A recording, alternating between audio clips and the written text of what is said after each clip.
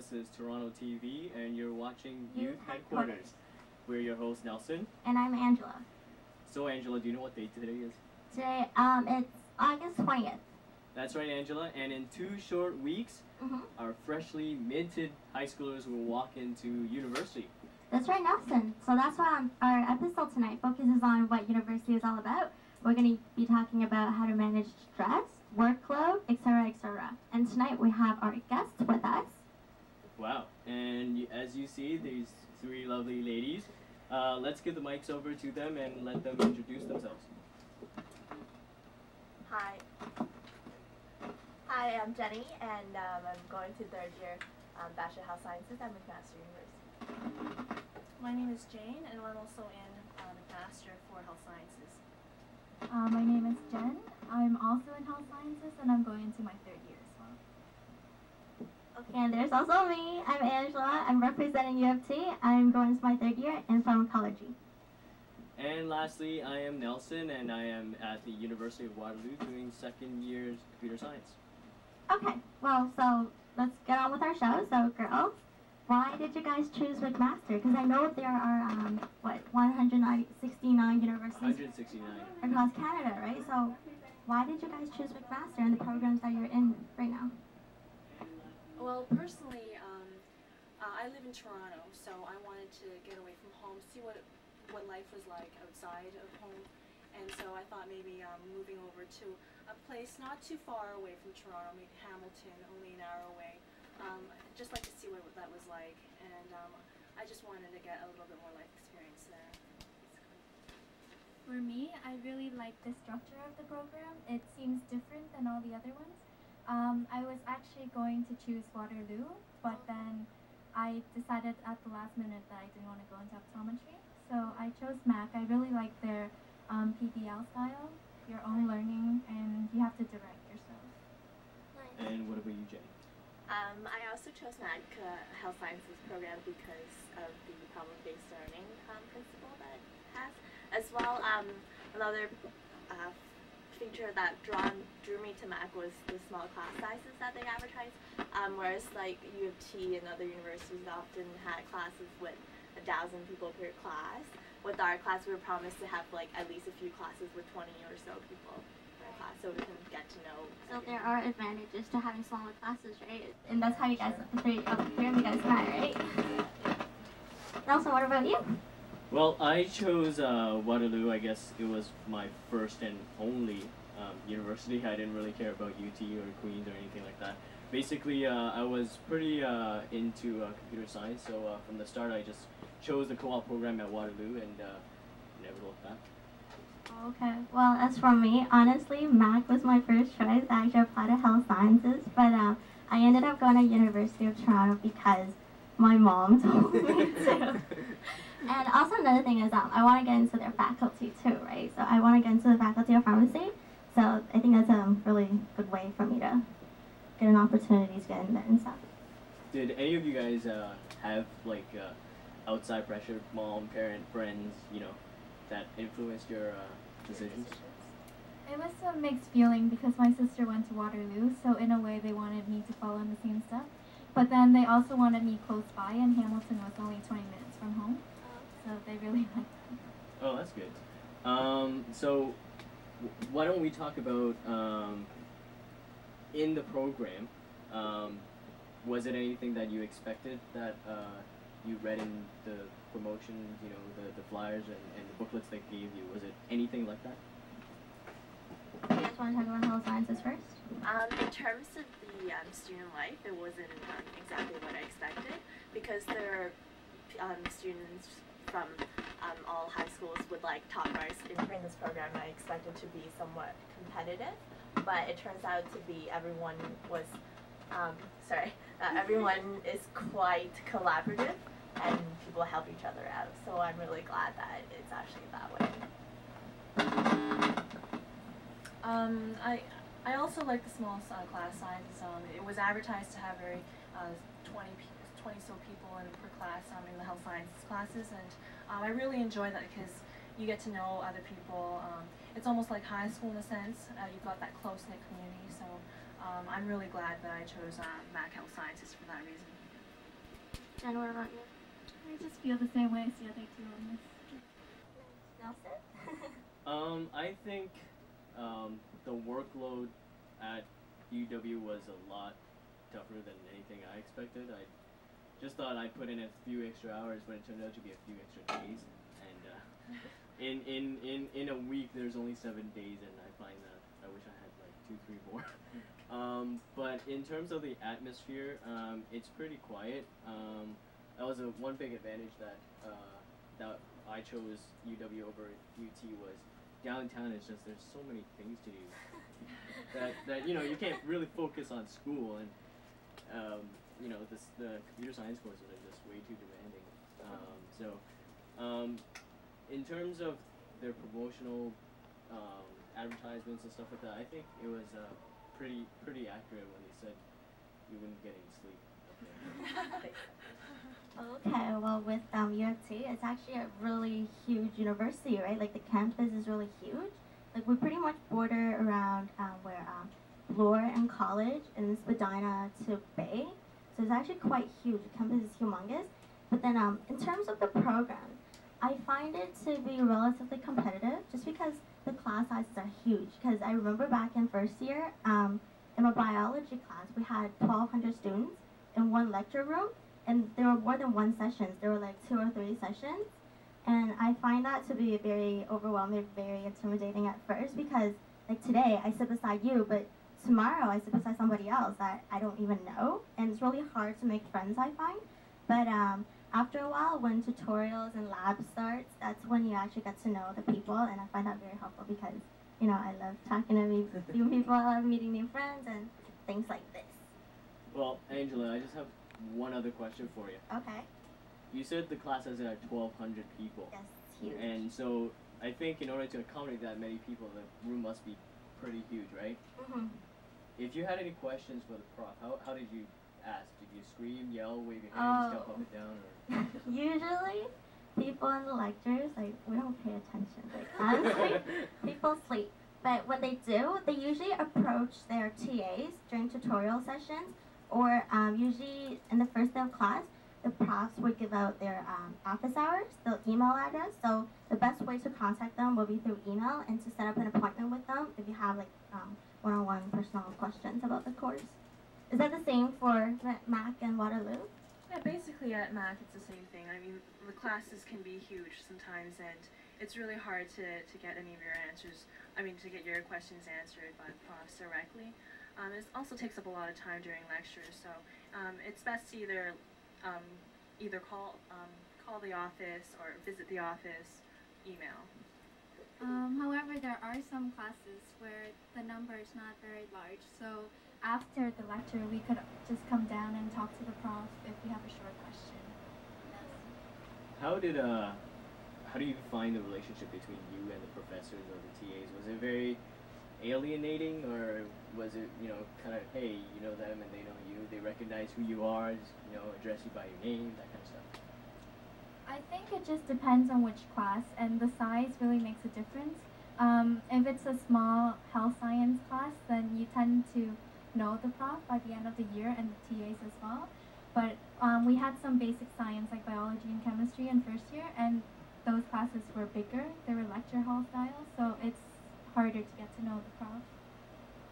But if you have questions, if you end up going to see the prof a lot of the time, then they start to recognize you, and you can almost establish that kind of rapport with your prof as you would in high school. It really depends on how much you want to learn, how much you want to get out of your classes. And so, if you were to compare your high school teachers to your profs that you had, was there any huge difference? Like, did you have the kind of rapport that you had back in high school with your profs? I mean, because for me, I just know a couple, not the entire high school staff. Basically, just 1 or 2 profs that you get to know in some of your classes. But I don't know about you. It's definitely harder to maintain a strong relationship after the class is over because they have so many students that they don't tend to remember you for long periods of time. But I'm sure if you were to make the effort, you could definitely continue that relationship as well. Nice. Okay, so do we want to look at the PowerPoint now? Okay. Everyone else is prepared. There's really a nice PowerPoint presentation that everyone would like to see. I guess it's basically covering some facts and about different universities across Canada, but we're focusing mostly on Ontario-based universities. Okay. Get this going.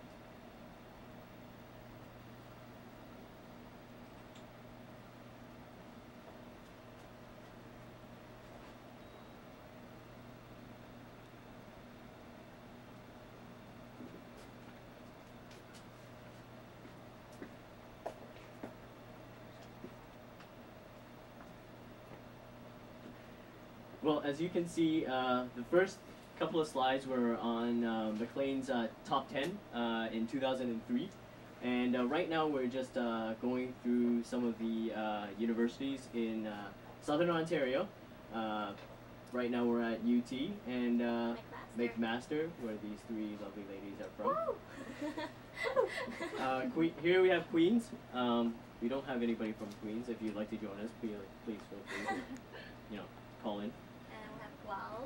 And now we have Guelph, York, and finally Ryerson. I think that's the end of our presentation, right? I think you're right, Andy. Okay, so let's this. Alright, and show. Okay, there we go.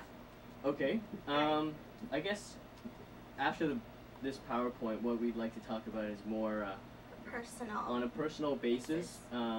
Basically, what we'd like to know is, what are some of the most memorable moments that you've had so far in university? We've all had, some experience in university with 2-3 years behind our backs. Anything worth remembering? I think for me, the best moment is just staying up late at night studying with your friends. And it's not even that you're studying. Sometimes you just get distracted about just life issues and you're just there, you're all in the same boat and you just sit and talk, and even though you have an exam or a test or something due the next day. It's just, yeah. And flip-flop story. yeah, I met Jane in the study room because we both study really late at night. And it must have been 4 in the morning. The study room was very boring. It was monotonous, all the same colors. Anyway, so I got bored and I was looking on the floor, and there they were, these bright colored flip-flops. And it just caught my eye, and afterwards we were introduced to each other. But yeah, it just comes out of nowhere, just friendships and stuff. Nice. So I guess the moral of the story is, if you want to get to know people, stay up late, go to the study room, and wear colorful flip-flops. Yeah, so what about for you? What about for you two? Jane and Jennifer? For me as well, I really liked just being able to meet other people. And even though you're studying, like what Jen said, even though you're studying, even though you feel stressed out, just being able to share that stress with other people and being able to meet other people because of, I don't know, this stress just makes it so much more easier to handle, and just great friendships result that way, I think. For Jenny, sorry, I got all 3 of your names mixed up. All start with a J, you know? They all start with a J, all go to a university that starts with an M, and all in a program that starts with H. Kind of confused you. Anyway, for me, there isn't like a particular moment that I think is special, but in general, just being able to interact with such great people and establish friendships that I think will last for a lifetime. Welcome week in particular was a really great experience for me because I got to meet a lot of people, talk to a lot of people that I wouldn't normally talk to in high school because of social structure and whatnot. And I like made some really amazing friends that way. Jenny talked about Welcome Week. I guess it's Frosh Week. best known as Frosh Week. Any good moments anybody has? I mean, I've heard stories at UT engineering. I mean, my friend would he came back home and I asked him, dude, you're all wet. What's going on?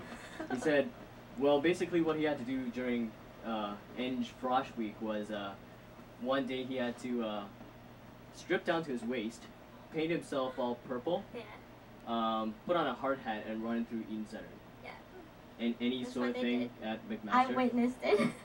Oh, okay. There's an eyewitness right here. How was it? How was it? I was shocked. I was like, I saw this guy. It was all purple. It was like topless, running around like Eden Center with like 200 people like staring at him and stuff like that. I was like, whoa, what's going on, right? And you see all these people chasing after him, trying to steal his hard hat and stuff. So I was like, whoa, it's like scary. Anything like that at Mac, because at UW we're a lot tamer. Yeah, Is I it? think same with Mac. Maybe the engineers, but I don't really know. How was Frosh like for you guys at Mac? Frosh Week was a bit different. It's just the whole thing about being away from your parents. My parents are very protective, I think. And it's just different being on your own because you have to worry about what you eat and just your own health. No one's there to tell you what to do. How about you? Any particular events like? I had a lot of fun in general, I think. Eventually, by the end of the week, I lost my voice and got really sick.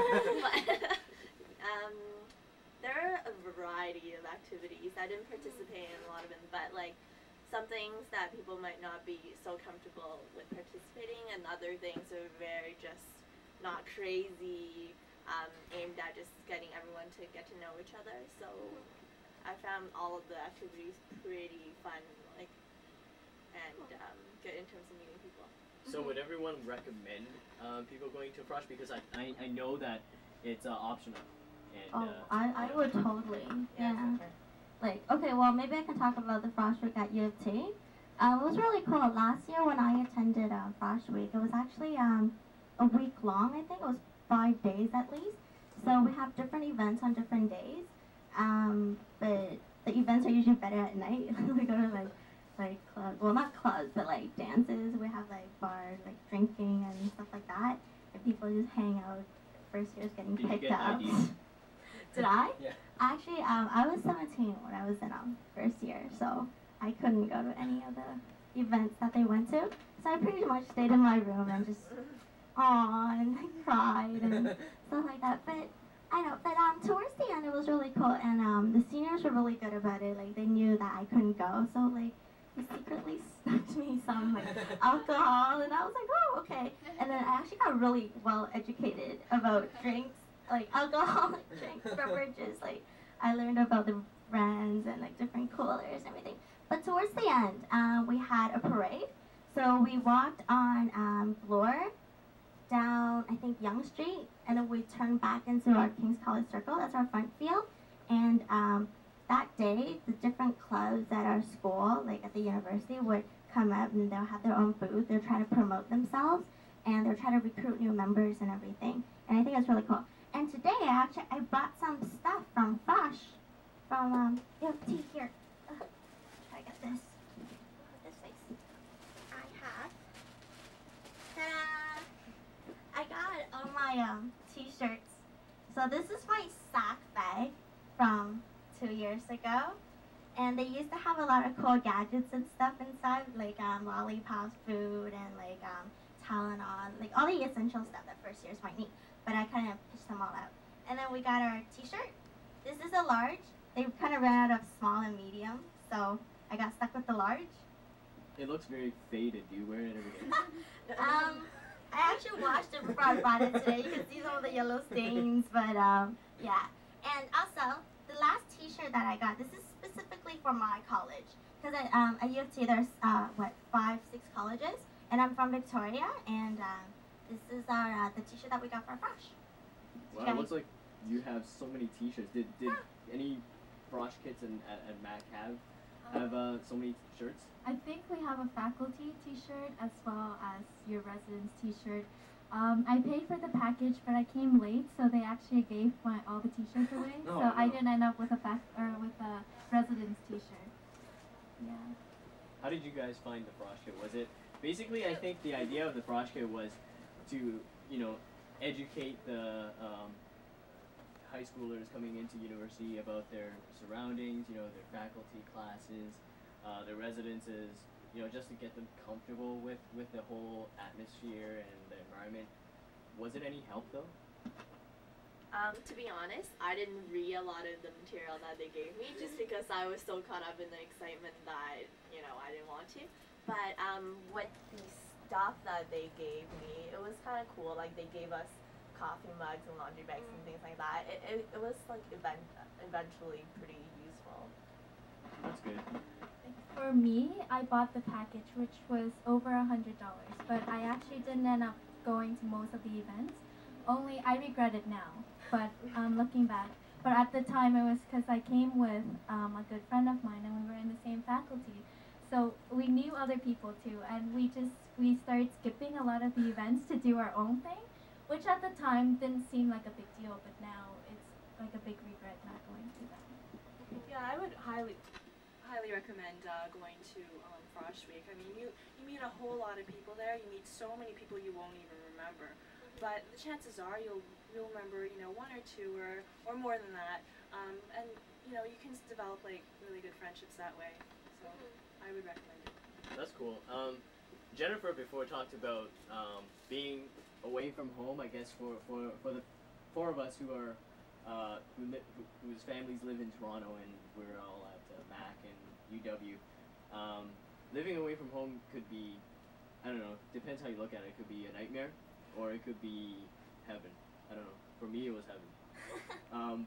Just getting away from parents and, you know, doing the things that you wanted to do. But on the other side, you just like Jennifer said, your parents would be very protective. So you're kind of like thrown out the street and it's like, here you go, cook your own meals, your own laundry, that sort of thing. And living on campus for the first term or for your first year, were the dons really helpful that way? Like, did you guys bond together in residence? Not so much in my case, but the meal plans and stuff that you bought, all the utilities are paid for and stuff. So as far as those things go, you don't have to worry that much. I find that living off campus is a whole different story, though. Do you live off campus now? I lived off campus starting my second year. And it's really different as far as you have to buy your grocery and you have to maintain your budget and stuff like that. What about you ladies? We're both continuing to live in res with the meal plan because is that the one big, you know, major selling point of staying on residence, or? I don't know. It just seems more convenient to me because you can just get up at, if you have like 8:30 class, you get up at 8:20 and then make your way to class. I really enjoy that. You don't have to worry about hydro and bills either. I mean, you pay your lump sum at the beginning of the year, and you've got everything. You got everything taken care everything of. to go. Yeah. Well, Nelson, what about you? You live all the way in Waterloo, so do you live off campus now, or? I live off campus. Like Jenny said, living on campus has its advantages, like getting up 5 minutes before class. But for me, living off campus has that same advantage because I just live across the street from all my computer science buildings. So it's around that rough time estimate where I only need 10 minutes to just scramble and get my things together and go to class. As for The food, I'm lucky because I cook my own food. Nice. So I don't have to worry about Chinese food because I can do my own. But for most other people, they just travel back to Toronto like at least once a week just to Do you do that? buy you know, takeout and stuff like that. I normally don't. I just get, you know, all the raw ingredients from the grocery that you can find in Waterloo, and just do my own cooking. Actually, I find Waterloo is pretty good with the food. I've been there, and it seems like there's a lot of choices, a lot of different places from Chinese food to just Canadian food. At McMaster, I find that by midnight, everything just closes, and usually it's just the pizza joints or whatever. There's not a lot of selection. I think instant noodles is a big fan of it. Yeah, my parents think I'm starving over there whenever I go back, and they provide me with a lot of food. Yeah. With during the school year though, I know with Mac, downstairs of our residence, there's always a pita place that's open till probably like 11 p.m. or so. So it's still pretty convenient, I think. And you, Angel? For me, well, first year I lived in residence, so I didn't have to worry about food. But the hours for our our cafeteria, they open at the weirdest hours. Like the dinner is so early. It's from 5:30 to 7, and my classes don't end until like 8. So I end up like eating nothing. So then me and my rest friends will have to order takeout at like 12. So we usually get pizza or like Japanese food and stuff, which was fun.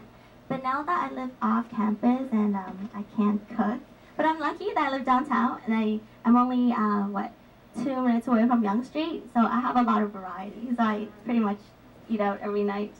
Yeah, that's that. That's cool. Now, as for living away from home without your parents, being on your own, and nobody telling you what to do, how does homework play in your everyday life? I mean, because there's a lot of people that just don't do it. They do, and they find that, you know, sometimes if they don't do homework, they get lost way behind, or they just, you know, for some reason they're pretty smart and they just breeze through the course. Has it been the same for you guys? What do you mean? Like, is it the same for us? Like, basically, do you do homework on a regular basis just because you need to catch up, or is it because of the marks? Because for us in Waterloo, homework consists of around 10% of our final mark. So, yeah. So basically our midterms are like 35, 40, and our final would be, you know, the bomb, where it's like, you know, you fail the final and you fail the course. You know, so if homework, you know, the students, for us, we see, oh, it's only worth 10%, why bother doing it, right? Because it doesn't gain, for us, any marks. So people tend to skip homework because they just say, oh, we'll just study for the midterm and final, and that's it. But I find that doing a lot of the homework helps. If you don't do the homework, you basically lose a lot of techniques and practice. Has it been the same, like, for you guys? It's basically the same for us as well. I mean, as the more problems you do, the more homework you do, the better your chances are at the midterm and the final. So even though they are worth not very much, I think it's always a good idea to do it. The thing is, I guess it depends as well on your other courses. Like, for example, if you have a 40% assignment due at the same time as homework that's worth 5%, then you've got to prioritize and do it accordingly. But if you can, and if you have the time, you should do everything just to be maximally prepared. Yeah, it's easy to just sit there and say, yes, when I get to university, I'm going to do all the homework, I'll be on top of things, but it's really easy to lose track of stuff. And there's just like 1,000 things all due at the same time, so you really have to prioritize and see which one's more important. Sometimes you can't get to a certain problem, but you have to do something that's more important first. Any word on that, Jenny? I try to do all the homework even if they're not worth anything, just because I find that I do a lot better on exams and tests when I do. However, with second year, the workload dramatically increased, so I basically came to a realization that it's just not possible to complete all the homework sometimes, so you just maybe gotta pick the ones that you think are the most helpful, and if you have to cram at the end, like when exams are approaching, then just do those questions and make sure you get the concepts. Cramming is inevitable. It's not. Like, that's what everybody does. Cramming is, I guess a daily routine. Pretty much. Speaking of daily routine, we're going to go to a clip. A short clip? A short clip of what a typical university student's day would look like. And this was taken downtown at the UT campus of a... See if you can recognize who the person is in the clip. Wait, that's not it? Is that it? That's the wrong file. Oh.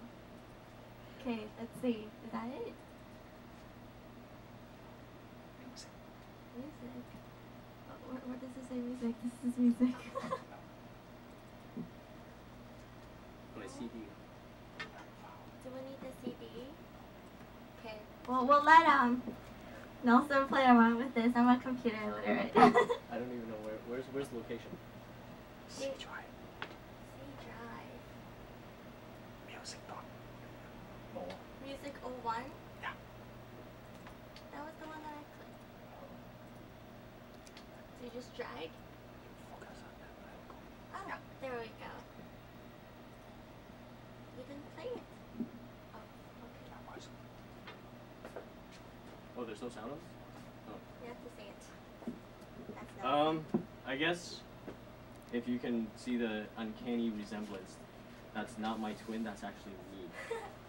Basically, here I am at 10 a.m. in front of the Bahan Bahan Center. The Bahan Center for Information Technology. Mhm. Attending my first class, calculus.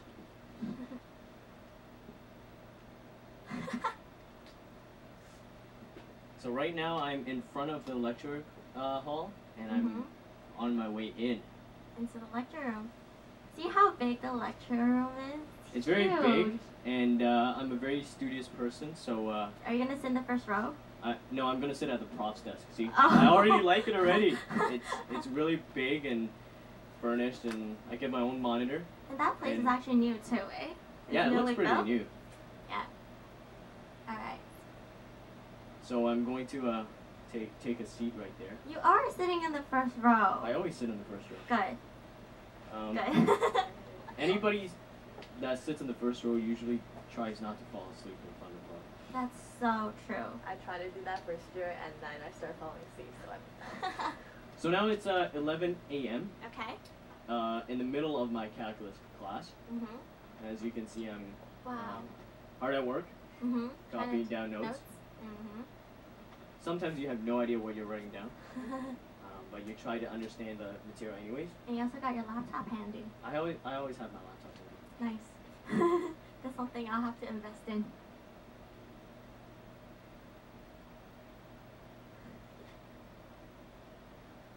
Wow. I'm impressed, Nelson. Oh yeah, I do a lot of work. Is this on a regular basis? No, Oh, as you like- can see, it's not a regular basis. I tend to fall asleep. Yeah, I get pretty tired. Once you stay up late till 5 a.m. and you know, finishing your homework assignments, Uh-huh. when class comes, you're. Is that always what? tired. Is that 11:45? It's 11:45, Okay. and it's almost the end of my Your lecture. my lecture. It's a 3-hour lecture, and as you can see, I'm pretty bored. Mhm. Oh yeah, I'm tired beyond belief. That's the. Oh, Oh. and here I am, Our typical lunch, the hot dog. hot dog stand in front of what? Sid Smith? I think it's the Smith Building, Sid Smith, yeah. and they're pretty good hot dogs actually. They are. They're pretty big and they're pretty filling too. Yeah, for $2 you can get. How much you your kind of Wow. stick of them? Yeah, they're not much. That's a good deal. So Are now you in it's the after library? lunch, and I've made my way to the library Mhm. with all my physics books, and where I'm trying to read all of them. But usually you tend to read a page or two, And then and then that's about it. I it. usually do something else. And talk your to other eyelids get people, heavy and then, Yeah. you know. Or sometimes I notice colorful flip-flops, and then I get distracted that way. But I'm trying to be a good student, so I try to finish my homework first. And then it's about, what, around It's 2? around 2 o'clock. I'm still at the library, And look what he's doing. but Oh no. Lazy. not being very studious there. It's 5 to 3. So it's 3. I guess I woke up, and to keep myself awake, I usually listen to music. It's very popular to just put on your headphones in the library and just Do you girls do that? You do that? it helps you concentrate. I guess my parents would say, don't listen to music, but I don't know, it helps. Yeah, I find it's relaxing. Is it? What kind of music do you guys listen to? When I study, Yeah. classical R&B. Classical, slow, quiet music. Yeah. So I see that you're in the lab now, eh? I'm at the lab, doing my computer science courses. What happened to the monitor? The monitor, when you, it's called a refresh rate, and whenever you film, it's always like that. Oh, is it? It's not the university's fault. Okay, good. That's what I thought. So after the lab, usually I would go to the gym, play some badminton, or work out. But in this case, I'm playing badminton. And it's a good way to exercise, relieve stress, you know, do something other than sit on your bum and do right. I think I know what that is. I think that's the AC, right? That's the athletic center. That's the athletic center. Yeah, it's nice. Place is huge. That's around. So right now, after a very long hour of badminton, I don't know if you can tell, but I'm all sweaty. Right? I'm all sweaty. Sure.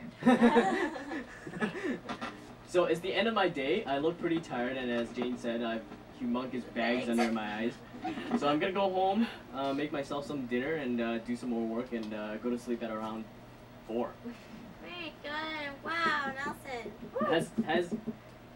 I know that back in high school we tend to sleep at normal hours, and now in university people call us insane for either staying up the whole night or, you know, sleeping at 6. Is it regular for everyone here? Is that a typical day for you guys? Yeah. Yeah. In high school, I used to get tired even after like 8 hours of sleep. But then I think the whole entire year last year, I would have been lucky if I got more than 7 each night. Typically 6 hours or so per night. Yeah, I pulled a couple of all-nighters. I've actually sat in the same place for 8 hours saw straight. that. Yeah. You can ask these girls.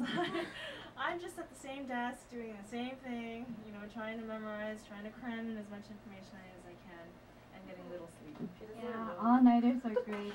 Last term I went 40 hours without sleeping. I think that was the longest. Wow. That she broke my record of 3 days. So, well, besides school, right? What sorts of extracurricular activities do you guys do? Like, are you guys part of like a sports team on campus, or do you guys volunteer or work or do anything? I went to, it's a grade 6, 7 class, and some grade 8s too, and we just help them prepare for math contests and stuff, and that's only a couple of hours a week. I tutor students at a downtown school in Hamilton, and I just help them with concepts in grammar and math. And I also do presentations for the Heart and Stroke Foundation on stroke and physical activity, the importance of sleep. Which apparently we don't get. Yeah, and that's about it, I guess. I do the Heart and Stroke thing with Jane as well, and in addition, I'm also a part of several clubs on campus as well, mostly related to community service. And another club that's within the Faculty of Health Sciences, so it's called the Interprofessional Students Council. So what it does is basically to make sure that students in different programs and the faculty can interact to make their learning environment more effective. Oh, you guys are sort of well. What about you, Nelson? For the past couple of years, I've been at the badminton club, either as an executive or a member. I just play 3 times a week. I try to do other sports like going to the gym, swimming. I also was part of CUTC, ran out of University of Waterloo. Basically, it's called Canadian Undergraduate Technology Conference, and I was a team lead for the operations section. And basically, their conference was for all across the Canada, and it's open to all undergraduate students. And basically, we meet once a year, usually in Toronto somewhere. Last year it was held in Scarborough, and for 3 days at the Delta Hotel last year. It was all leading edge technology presented. So Bell was there, Microsoft, Sun. I guess this is more for the computer science and eng students, but a lot of different faculties came out. There were booths for the medical students, ultrasound and stuff like that. Those were pretty neat. We had, you would think that since this was in Toronto, only Ontario students came, but we had people from Acadia, Nova Scotia, Simon Fraser from BC. They would either drive down All or, across Canada. yeah, everybody came, and it was a pretty neat stuff. But with all these stuff that you guys have on your hands, like besides school and all these extracurricular, how do you guys manage to like manage your time? How do you guys cope with all these activities and everything? I think you just make time for these things. You really have to time manage. You have to learn about prioritizing your time. I think we take that for granted in high school because we're given so much time, and yet I don't know, we take it for granted. So now in university, you just have to try to make time for leisure, for academics, and prioritize it. Yeah, if you keep a routine, you kind of just get used to that lifestyle. And also with these kind of activities, it really gives you a chance to de-stress and just work off all the stress and do things that like matter. Sometimes schoolwork, you may not see the purpose of it at the moment because you're just swamped in it, and you just need that outlet to do something else. Jenny? Same with the routine with, at least for me, the clubs and organizations that I was involved in school, most of them follow certain schedules, like meeting bi-weekly a certain day, so I basically fell into a routine. Yeah, so it wasn't bad to manage. So I guess out of all this, the trend is the one major thing that the difference between high school and university is one big time management skill. And the keywords they've all said it, like right. to prioritize. That's very important. So we've kind of come to the closing of our program.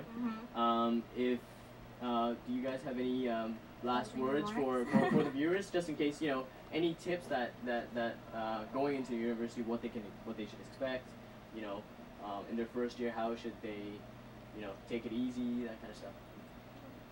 Just go straight on, work your hardest, don't be scared, like try not to be scared. And it was like what Jen and I were talking about before, it's like being on top of a hill, and sometimes you're the ball and you're just rolling and rolling, you just kind of just let it happen.